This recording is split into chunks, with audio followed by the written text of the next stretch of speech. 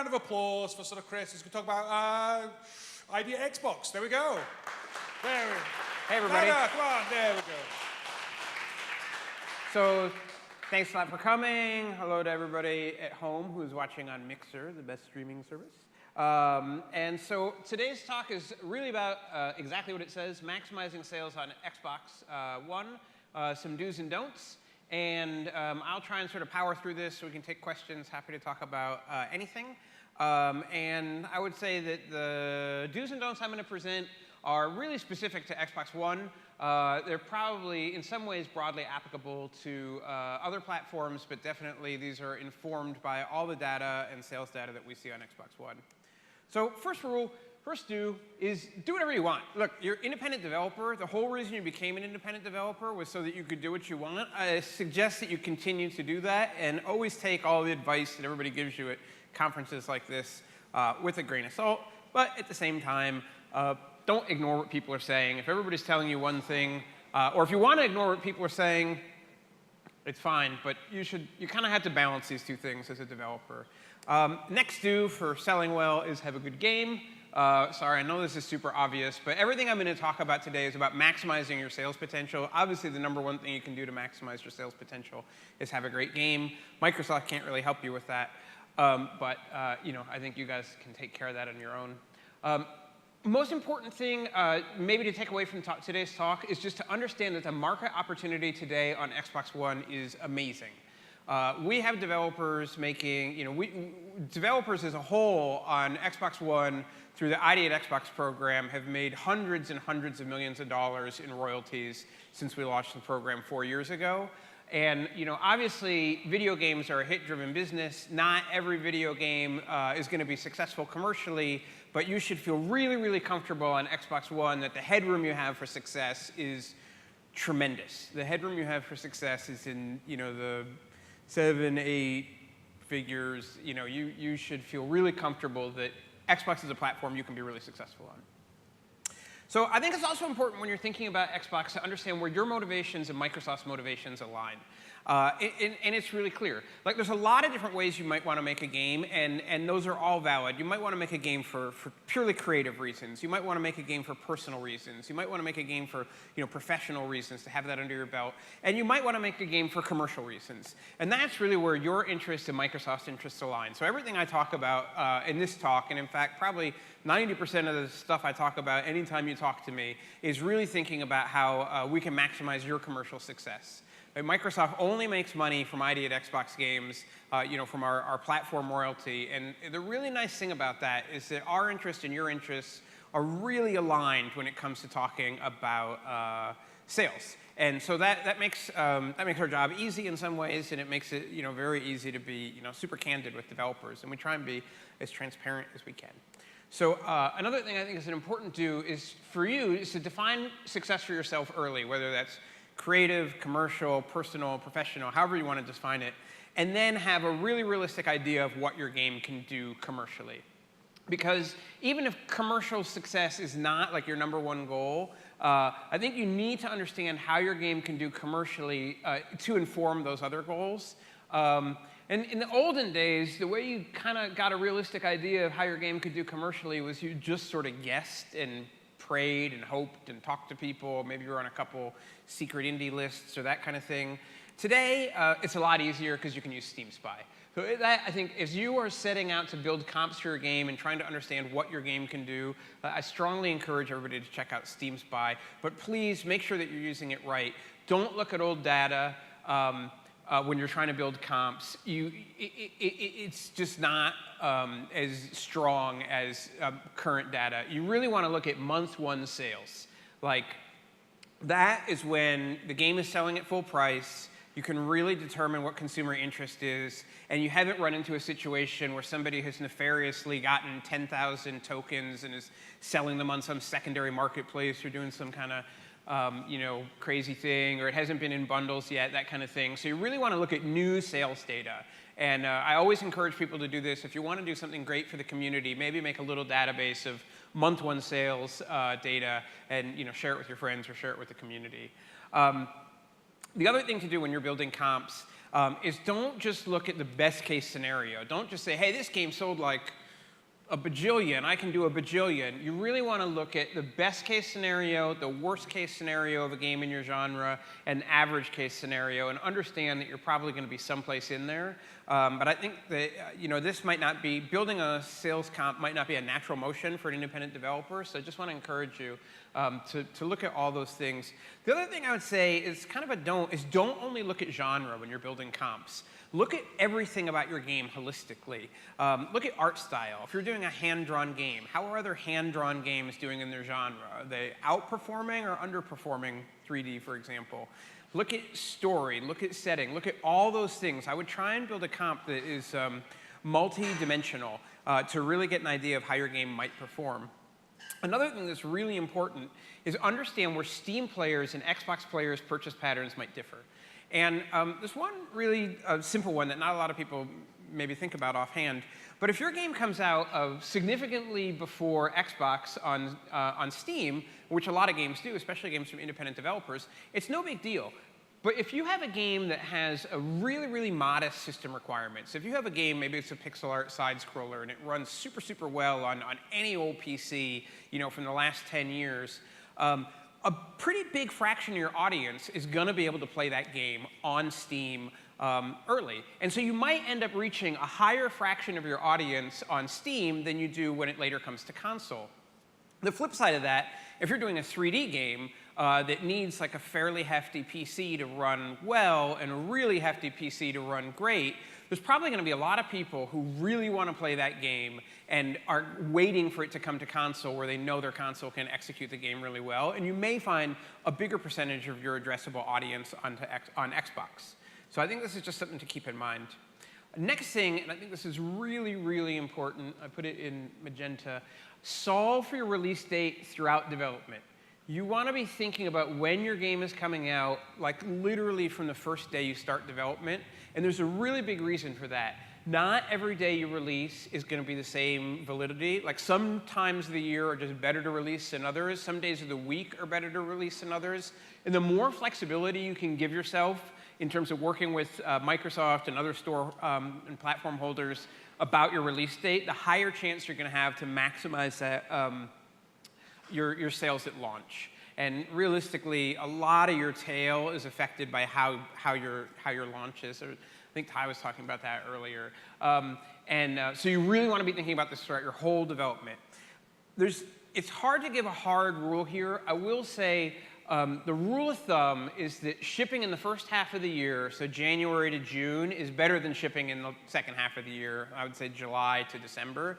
There's some exceptions here. The biggest one I can think of is that a couple years ago, a big game decided to ship in mid-December, and we were like, oh my gosh, guys, we don't know if mid-December is a good date. Maybe you should wait till January. It's just a month. And they're like, no, we think mid-December is a good day.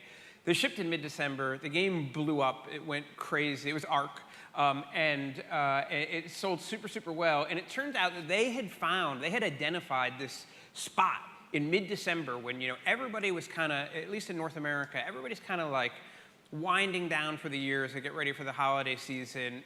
If they are expecting a retail game, maybe it's going to be a gift a little bit later, and people are sort of just mentally kind of being done with work, done with school, and maybe they're turning on their Xbox and they're a little bit bored and they're looking for something cool, and they really identified that date, and it's blown up. And now, I would say, mid-December is pretty crowded because a lot of people know that's a great time to launch, and so maybe stay away from it because a lot of other people are trying to come out then. But one of the things that we do at Xbox is we want to give you like all the information we can, and sometimes we'll tell you, hey, the best day to, here's an example. By far, the best day to release your game on Xbox One is Friday because your new releases all weekend, okay? Now you all know that. You may want to think about counter-programming and release your game on Wednesday because everybody else is releasing their game on Friday.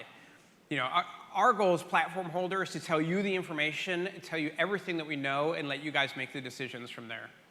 One thing that I think is really important, again, it's in magenta, is to focus on release date awareness. So once you have your release date set, which on Xbox One you really can't do until you come through certification, you want to try and hammer that release date home as much as you can with everyone you can. And there's a really strong reason for that. So I can tell you, like, Tacoma is coming out August 2nd. They announced that at E3 on stage. Cuphead is coming out September 29th. We announced that on E3 stage. It was not an accident that we picked our biggest moment of the year to announce the release dates for those two really important titles. We wanted to do it because we wanted to get those release dates in people's heads.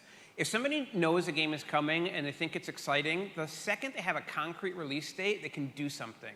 They can plan. Well, first of all, they can pre-order, which is awesome. But even if they aren't going to pre-order, they can plan. They can consciously say, that's right, Tacoma's coming out on the 2nd. I got to get it. That's what I'm doing that weekend. Can't wait. And mentally, the check is almost written, right? The cash is almost spent. And then on the 2nd, they have something to do. Like, what was I supposed to do today? Tacoma's out today. I'm going to go buy it. I encourage all of you guys to buy Tacoma on the 2nd as well. But it's really important. And we see that the more time you can get between your release date announcement and your launch, the better. Like, it really has a measurable effect on sales. And so hammering that release date awareness is something I really want to focus on. Now, the flip side of that is really try not to get stalled in certification. If you're stalled in certification, and we're not going to get mad at you at Microsoft. We're going to work with you to get your game through cert as fast as possible. But the more time you spend in cert, the less time you have to pick a release date, the less time you have to be flexible, and it just becomes an issue. So I would say, focus on what the requirements are during development. Take advantage of our programs that let you do optional certification passes and things like that, and really try and avoid getting stalled in cert. Next one is please listen to our advice on release dates. We sell a lot of games. As I mentioned before, our goal is to help you sell as many games as humanly possible. And I think we do a great job, and maybe the best job, at telling people, hey, this date is going to be bad. We're never going to say what other game is coming out, but if there's a date that we know is going to be really crowded, we're going to tell you, hey, this day is really crowded. Again, we want to be as transparent as possible. Or if we say, hey, this time of year is a bad time, like, oh, we're doing it anyway. I had a developer one time, we said, you should come out here, don't do this, and they were like, we're doing that anyway, and it didn't work out. And then later I saw him at a show, and they're like, well, I guess you're probably pretty excited to get to tell us I told you so. And I was like, no, not at all. I feel like crap. I don't want to tell you I told you so. Like, I want you to make a ton of dough. So, sometimes there's business reasons or personal reasons or all other kinds of reasons why you need to, launch when you need to launch. But to the extent that you can follow the advice of our marketing team in terms of when is a good launch date, please just encourage you to listen to that as much as you can. Next, straight up, don't ship your game on Tuesday on Xbox. And there's a really good reason for that. Tuesday is when retail games ship on Xbox. And so there will be, the new releases category will be filled with all the retail games. And if there's different SKUs, deluxe packs and that kind of thing, they'll take 2 or 3 slots per game in the new releases category. You might think, oh, but there's other platforms where I do ship on Tuesday, so I should ship on Tuesday on Xbox so people don't get mad. People don't get mad. Don't worry about it. You should ship, if you've got a digital game, the best days to ship on Xbox One are Wednesday and Friday. And I already talked about Friday being better, unless you think everybody else is doing Friday, in which case Wednesday's better. Now everybody might be doing that, maybe Friday. It's up to you. Feel free to talk to us as time gets close, and we'll tell you, hey, there's 6 games coming out this day and no games coming out this day. Maybe try that one. But please try and avoid Tuesday. Hey, if you have to ship on Tuesday, if you've got a retail component, whatever, it's no problem. Nobody's going to get mad. I'm just telling you, just kind of best practice. This is a big one. Please don't try and counter-program against a big release. So the idea being there's a big AAA retail game coming out, and you think, oh man, my game is going to appeal to people who aren't into that big AAA retail game. I'll come out on the same day, and I'll be the alternative. It doesn't work. And there's 2 reasons it doesn't work. One is there's only so much air in the room. And if all the air is taken up by talking about that big retail release, no one's going to be talking about your game. And even people who might want to play your game aren't going to hear about it. Second, the notion that you have a game that people will want to play, but those same people won't want to play a big retail AAA tile game is probably not a super valid notion. Like if people who like games and people who buy games tend to buy a lot of games in a lot of different genres. So just because your game is very different from, say, a first-person shooter doesn't mean that people who like it don't also like first-person shooters and won't be excited about playing a big first-person shooter that comes out. So again, best practice is really try not to counter-program against big releases. Next, check the store. Understand the way the store looks and works. Microsoft updates the way our store works and looks pretty regularly. I think our store team does a fantastic job trying to get as much discoverability and surface as many games to players as possible. Look at the store and think about how your game is going to appear in the store. It's just really, really important. I've talked about this at a lot of talks. I'll talk about it again with the exact same piece of art. Focus on your box art. No matter how good of a job you do promoting your game before it comes out, the reality is the majority of people who ever encounter your game are going to encounter it for the very first time when they see the box in the store. You need a piece of box art that stands out from 10 feet away in a living room view and that sells the promise of your game as much as possible. This is not, in my opinion, not the place to go cute or to go artsy or to go like mysterious. You want something that's going to make people click. Now, what makes people click is going to be different for every game, and it's going to be different from you than from another game. I put Arc there because I think it's one of the best pieces of box art ever made. It does some things really, really well. It has really strong silhouettes. So even though I made that box small, and I probably should have made it even a little smaller, the silhouettes of the dinosaurs read really clearly. So you know it's a dinosaur game. The silhouette of the person on the back of the dinosaur reads pretty clearly. It's even better on a TV. She's holding a machine gun. So right away, dinosaurs and machine guns. They're like half sold already. You're in a jungle, and in the background is this crazy sci-fi tower. So now it's something mysterious and interesting. It is such a compelling piece of art. When you click on it, when you get to the game's details page, the full-size piece of that art has a guy on another dinosaur, and you immediately know it's a multiplayer game. It just really sells the promise of the game super well. And so I'm not saying put a dinosaur on your box art. I mean, maybe, I don't know. But really think about how you can sell the promise of your game in your box. Like even print things out, tape them to your screen, step back, and really try and design something that's going to look good in the store.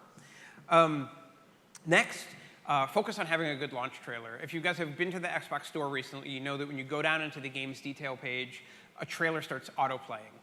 Make that trailer as awesome as you can. I know it can be hard to think about things like promotion when you're in the depths of getting your game ready to ship and you're having to upload all this data to our store.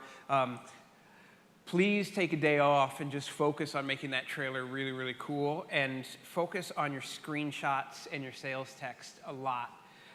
We see a real difference between, it is not, so if we look at the percentage of people who click on a box and then the percentage of people who click buy, that is not like a regular relationship between or among like a bunch of different games. Like it really is different. Like some games have a really high percentage where they go from click on the box and then buy. Some games have a really low percentage when you go click on the box to buy, and the reason is the screenshots and the sales text. Make those screenshots awesome.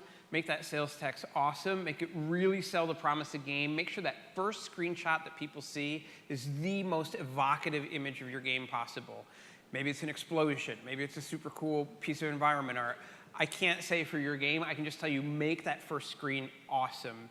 The calorie, just don't ever put your start screen or your UI screen or your credit screen in the Xbox store, because it looks like you just started your game and hit the space bar like 6 times and uploaded it because you were tired, which is probably true, but it does not make people want to buy your game.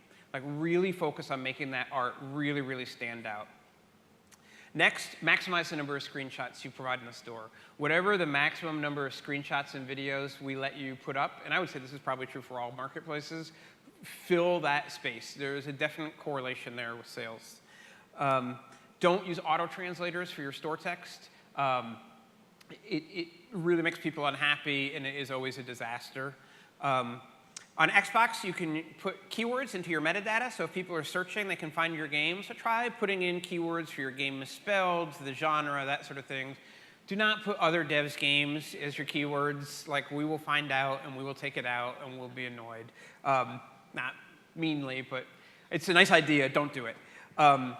Next, check your metadata really, really carefully. We will give you tokens for your game, which you can use for promotion, but you can also use them to download the game before it's released. You really want to make sure that you have not accidentally left your release date at a date in the past or in the future, because then your game will not show up in new releases for several hours after we make the fix and change it. Obviously, we will, but you will lose crucial hours in the new releases category, and that is one of the #1 places for discovery. So really, please, when you get your tokens, check your metadata really carefully. This one's really important, too. Don't use clickbaity imagery on your box. Don't use super sexualized imagery. It doesn't work. It doesn't increase sales, and we will not promote your game. So just do not do that. Next, understand the Xbox promotion and sales ecosystem. Our sales ecosystem works a little differently than others. You really want to talk to us about 90 days before you want to go on sale. Does that mean you should start talking to us about sale as soon as your game launches? Yes, it does. If you want to get in a sale at that period, we get great results from sales that are in our Deals with Gold section. Our players know there's awesome deals there, and they go there really, really regularly. If you just discount your game, we can show off your strike-through pricing if you want to promote it, but people don't see that as much as they do Deals with Gold, and that is roughly the lead time to get into Deals with Gold. If you're bringing out DLC, consider doing a bundle with your base game and the DLC for special price. That will show up as a new release, and that will be in the new releases section in the store. Don't spam bundles. Like if you have like 72 different possible combinations of DLC in game, like don't try and do all 72. Our store team will spot it, and you'll just confuse players. Do promote your game, obviously, as much as possible every day until it's released. There's, obviously talking about how to promote your game is beyond the scope of this talk, but there's tons of talks about how to promote your game and tons of information out there. If promoting your game seems scary, like if going to PAX and talking to strangers seems frightening, get help. Don't be afraid to work with a publisher. There's a lot of great publishers out there. The relationship between publisher and developer is so much different today than it used to be. Talk to your friends, see who's good at the stuff that you don't want to do. There is a lot of great help out there, so really don't be afraid to get it. Next one, don't assume any information about how game sales works is static. Like I said, 2 years ago, I would have told you don't ever release in December. Now we know that December actually can be a fantastic time for independent games to release. Taste change, consumer behavior changes, so make sure you're regularly talking to platform holders, reading Gamma Sutra, talking to your friends. The only thing you can know for sure is that whatever the reality was last year, next year's reality is likely to be different. It's just really interesting. We're seeing all sorts of things recently that are a little different than we expected. We've seen games, I said the traditional things, your game launches and it has its launch week, and then the tail is kind of a function of how high the launch was.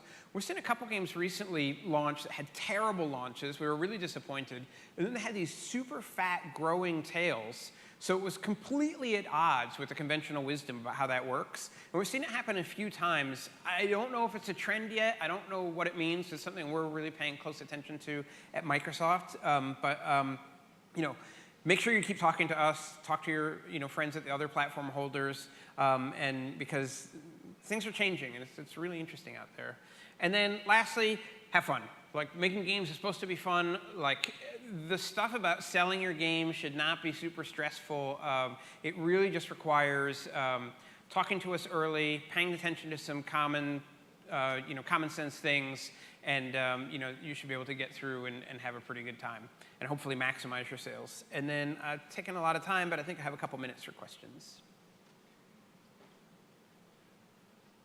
We're right up against the wire, so I'll probably ask one quick question. Will you be staying around for the rest of the... Yeah, I'll be around.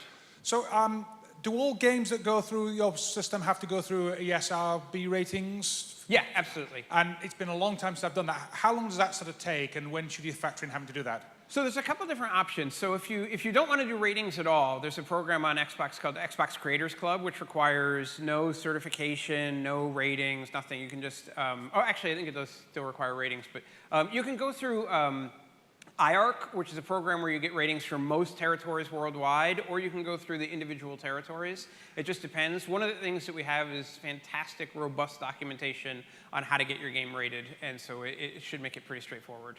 Okay, and roughly how long does it take to go through that? For ratings, it really depends. IARC is really fast. The longest could be a couple weeks for some of the rating boards. Okay, cool. Well, unfortunately, we don't have any sort of time for questions, but you're going to stay around, and I think because we've got another Microsoft presentation sort of come along. We've got Greg and the G team sort of coming up. So, round of applause. Thank you, Chris. Cool. Thanks, everybody.